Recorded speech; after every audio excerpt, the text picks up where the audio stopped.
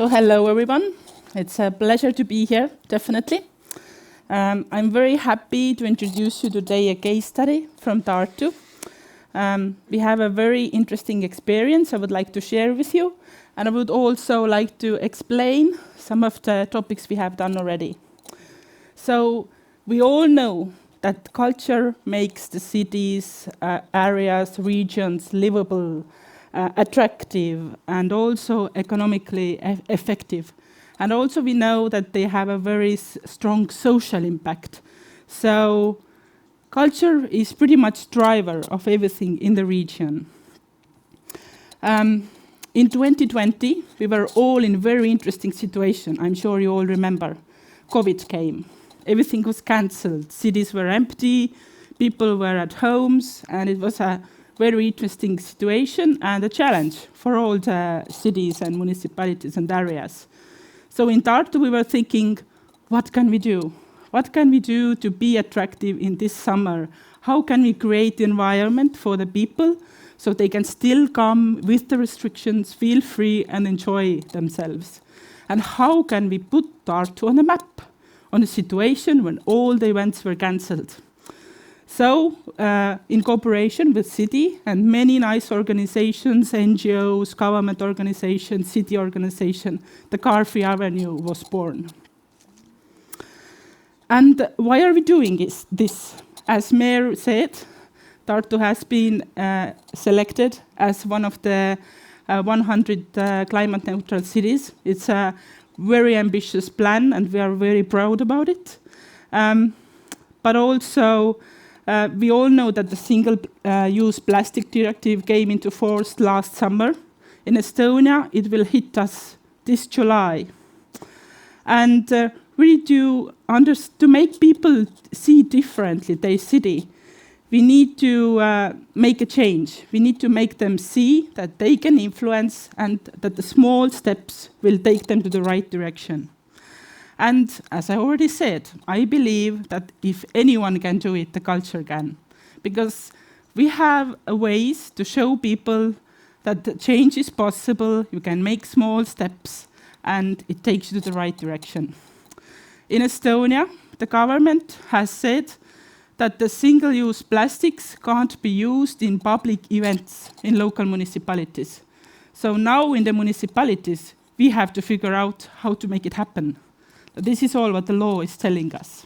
So it's a challenge. We all have to face it in this July. We can't really postpone it anymore. So what is a Car-Free Avenue? Vabaduse puiestee is one of the main streets in Tartu. It's a wide street, usually all for traffic.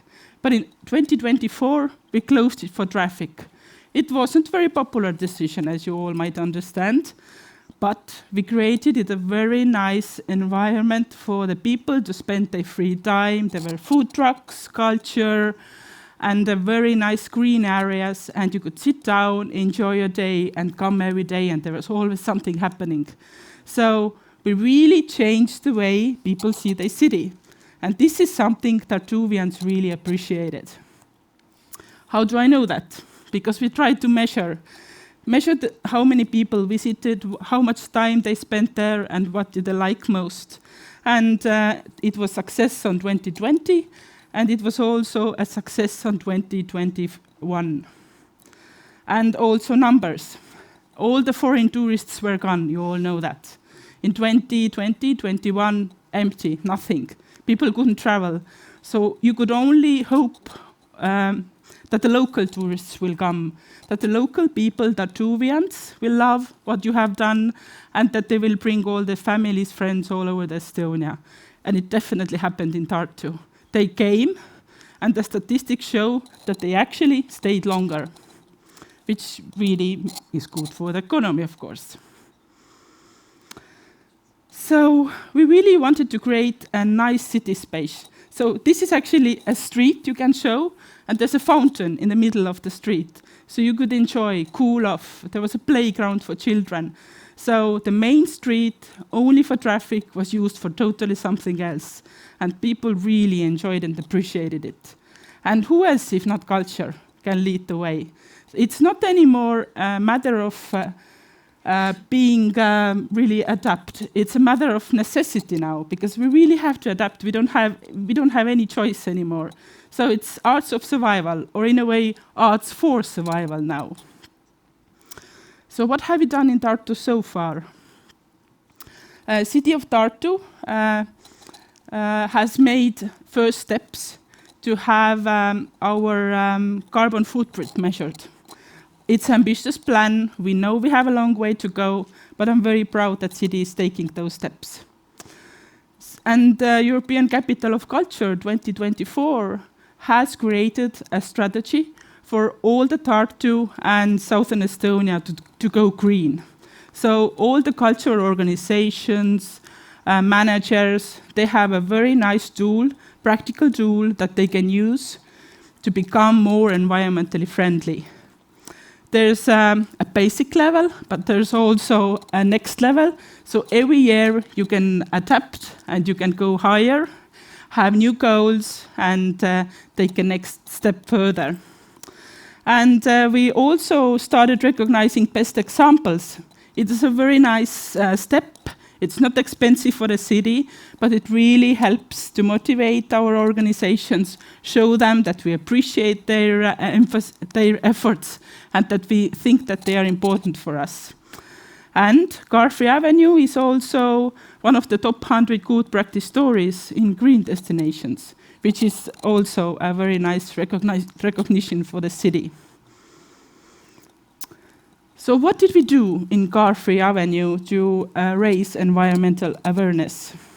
We had different talks, workshops, presentations, information boards, volunteers. We used only regenerative energy, and we're pretty proud about it. We used a reusable deposit dishes system, which was very effective. And people actually thanked us for using it, which was a bit surprising because it was the first time. It was a 31 days festival, and nobody in Estonia has done it so long before. We were the first ones. So it was a challenge for the city, but also to our partners. And we used food distribution cupboards to share the leftover food. So no food that was left over was not thrown away. It was put in a cupboard. Also the cafeterias in the city center used it, different partners used it, and people were very happy. The food was gone, and everybody were happy, and no food was wasted. Actually, the cupboard moved towards the city market, so it was used for the whole season. In winter, it was put away, but actually it was a beginning, and it stayed there for the whole season. And we tried to collect the waste by type. Whoever has organized festival, they know it's a challenge. You think it's easy, it never is, it's confusing, what is packaging, where do I put this? So you need a lot of volunteers, a lot of work to make it happen. So it was a challenge for us. But we learned the lesson, and we'll definitely take a next step this year.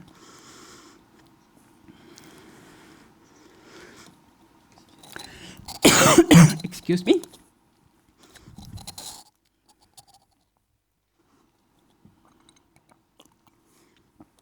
So what are our plans for the future? We'll continue sharing the best practices. We definitely have to do that.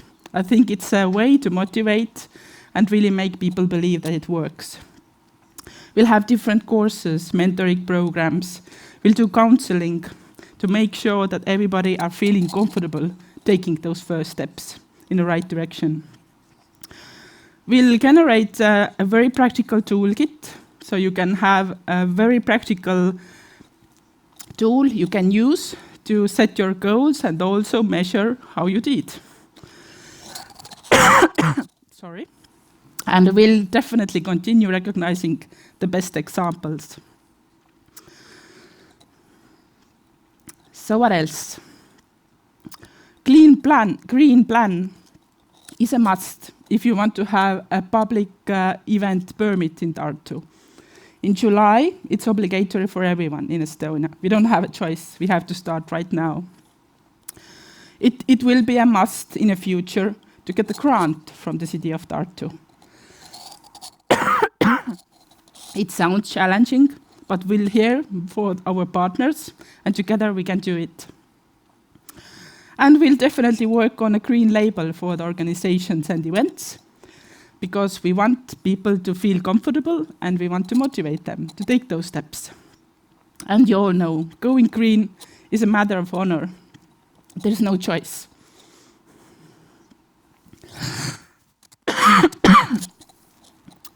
So, I would like to encourage you all to act straight away. There's no time. In July, we already all have to live with the new rules. But let's take it as a nice challenge. On government level, we need vision, plan, strategy. On local government level, we can act straight away. On event level, on organization level, we can act straight away. So let's do that. Let's try together how it works, and I believe we can make it happen. Thank you for your attention.